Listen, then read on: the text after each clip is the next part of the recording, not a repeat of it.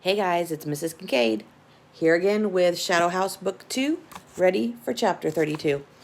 I have no clue what's going to happen once they fall through this greenhouse.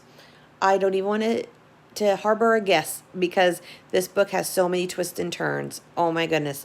Let's just get to reading, and remember at the end, go to Play-Doh Messenger, type in Book 2, Chapter 32, and give me an answer to whatever question I ask.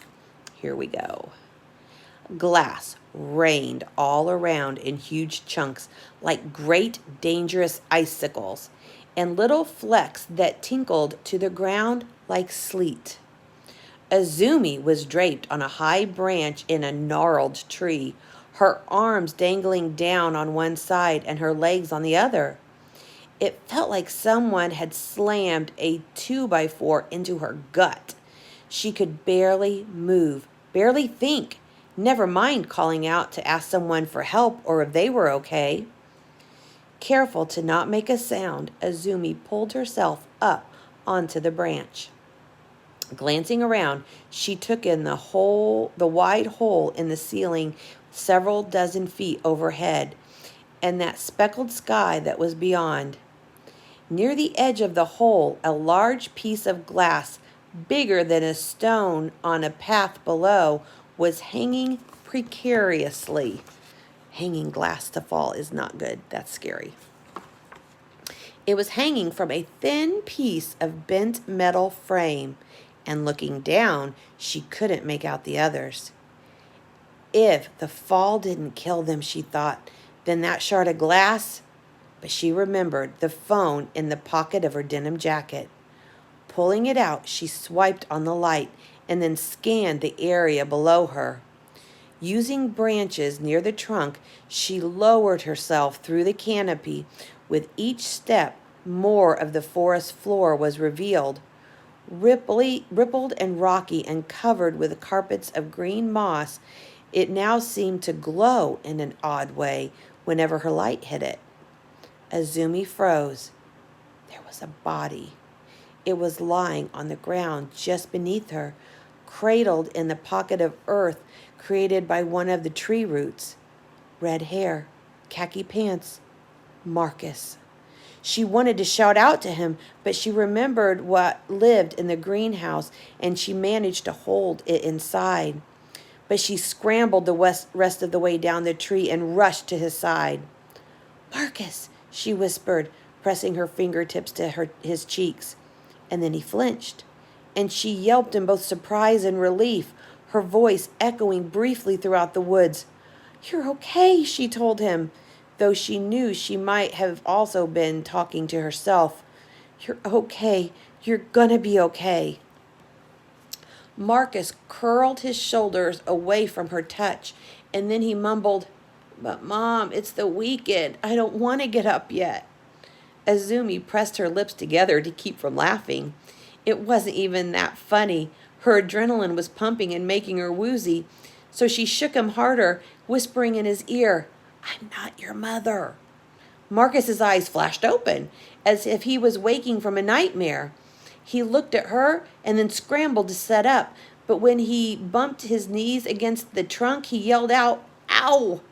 Shh, we're not alone in here. In here, he repeated.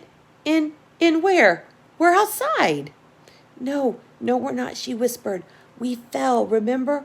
The roof caved in. We're in the greenhouse. Well, sort of. What do you mean, sort of?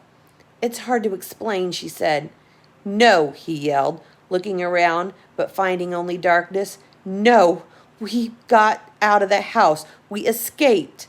Keep it down, you idiot, Azumi said.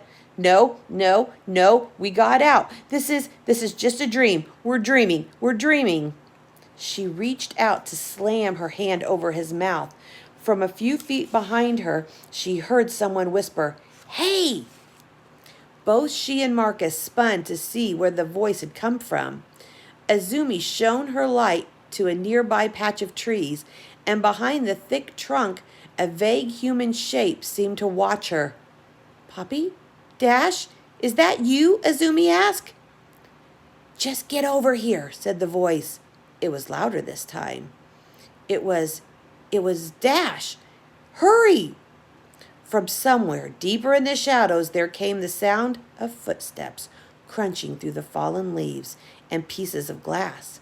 Shivers prickled across Azumi's skin. They were completely exposed.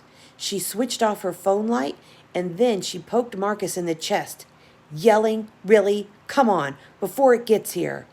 Then she poked him again, harder in frustration. "It?" Marcus echoed, brushing her hand away. "You don't want to know," she said. Azumi crawled quietly towards the tree where Dash was hiding. Marcus followed on her heels, the footsteps crunching closer. A funky scent filled the air, dirt and mildew and rot. It was enough to make her gag, so she covered her mouth and then slipped into the shadows across the stone path. There she found Dash and Poppy huddled together. Beside them was crouched another figure who was looking at her with worry. It was her sister. Okay, guys. So here's my question. When you go to Plato and you put in Book 2, Chapter 32, we've got Dash, Poppy, Azumi, Marcus, and now what seems to be Morocco, all hiding. Who is walking in the greenhouse? Who's making the crunching sound? You let me know. All right. Bye, guys.